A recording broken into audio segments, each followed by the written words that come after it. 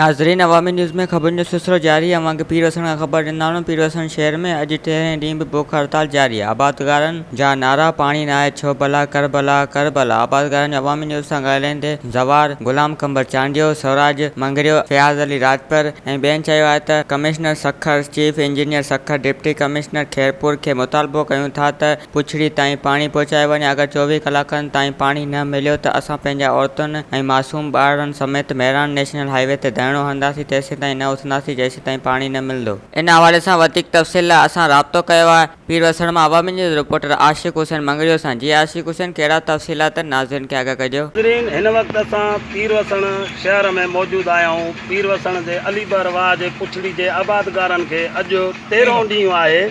हिननि सां को बि चूंडियल नुमाइंदो या को ऑफिसर कंहिं बि हिन महिल ताईं तावन न कयो आहे। हिननि जो चवणु आहे असां कहिड़ो ॾोह कयो आहे जो असांखे पंहिंजे हक़ को महरूम कयो थो वञे। अचो त हिननि सां कुझु ॻाल्हि ॿोल कयूं जेके आबादगार वेठा आहिनि। 13 ॾींहं असांखे कोई मिलण न आयो आहे, न ऑफिसर मिलण आयो आहे, न MP। असां अलाह ऐं अलाह जे हबीब में कॾा विछाए वेठा आहियूं। कोई असांजो नतीजो अॻिते वधे ई कोन थो। क़ुर पाक बि रखिया आहिनि, हर शइ पई आहे, भला असांखे अञा नज़रअंदाज़ कयो आहे। ऑफिसर करप्शन जा शिकार कल्ह खां वठी मोह खां मथे विया आहिनि। संगत उहे दोस्त वाटर पैमाशू ॾिसी आहिनि कि कम नथा कनि। पाणी अलीबार में का कमी कान्हे का। हाणे अलीबार सॼो विकिरो थियो वियो आहे, सो हाणे वॾनि माण्हुनि जा सॼा टोटली वाटर आहिनि उहे पिया था वहनि। केर बि हिन जा ते को ऑफिसर या को बि माण्हू असां वटि हली न आयो आहे त को भई तव्हांजो आहे जाइज़ मसइलो आहे, असां मसइलो तव्हांजो हल कंदासीं।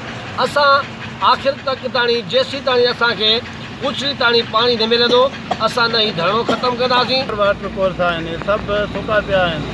पीर वसण शाख जो 25 सालनि खां वठी पाणी न आहे हिते।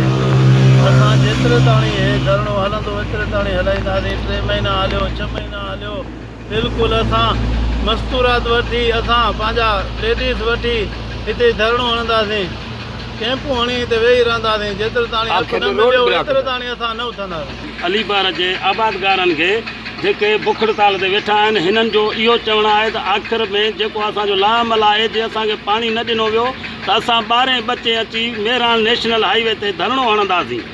कैमरामैन सलीम डेपर सां गॾु आशिक़ मंगरियो, अवामी न्यूज़ पीर वसण। वधीक ख़बरनि ऐं तफ़सील जे लाइ विज़िट कयो असांजी वेबसाइट awami news hd.com ऐं ॾिसंदा रहो अवामी न्यूज़ hd।